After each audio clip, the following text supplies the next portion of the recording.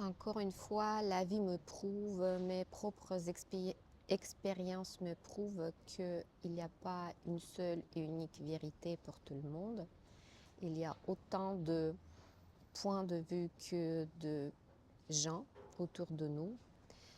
Et si vous observez des personnes autour de vous, si vous leur posez les questions, si vous dialoguez avec eux, vous pouvez vous rendre compte que parfois ils ont des points de vue vraiment complètement opposés sur le même point, des points de vue extrêmes, mais également il y a ceux qui ont des points de vue, disons, plutôt neutres, qui ne prennent pas vraiment de parti ou qui ne s'expriment pas ou bien qui n'ont pas d'avis du tout. Ça existe aussi, et qui ne veulent pas réfléchir pour avoir leur propre avis sur telle ou telle question. Et encore une fois, les événements d'il y a quelques jours de ma vie, quelques circonstances personnelles dernièrement qui m'ont ramené vers cette réflexion. Et ce matin, j'étais dans le transport et j'étais en train de réfléchir. Alors, quand tu es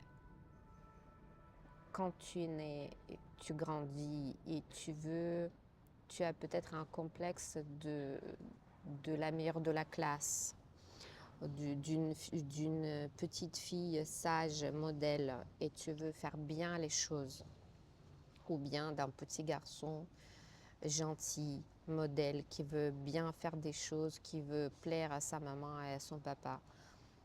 Mais au fur et à mesure que tu grandis, tu commences à te rendre compte que tes parents ont peut-être tort, ou bien toi-même, parfois, tu ne sais pas quelle décision prendre.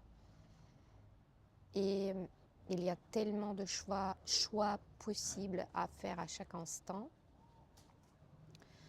que forcément on se trompe parfois dans nos décisions et parfois on ne sait pas quelle décision serait la bonne. Et j'étais en train de réfléchir à cette diversité ce matin. Imaginez que nous sommes tous comme des petits molécules de cet univers et chacun pense de savoir sa propre vérité. Mais en même temps, chacun a effectivement raison, peut-être, à un moment donné. Mais ça ne veut pas dire qu'une autre molécule, un peu plus loin, a tort. Elle peut avoir raison aussi de son propre point de vue. Et avec les différences des cultures, les différences d'éducation, les différences des langues, des nationalités, des parcours, des traumatismes qu'on aurait pu vivre. Encore une fois, voilà, il n'y a pas une seule et unique vérité. Et comment le réaliser à un moment donné, parce que tu étais persuadé d'avoir raison pendant tout ce temps-là, et finalement tu découvres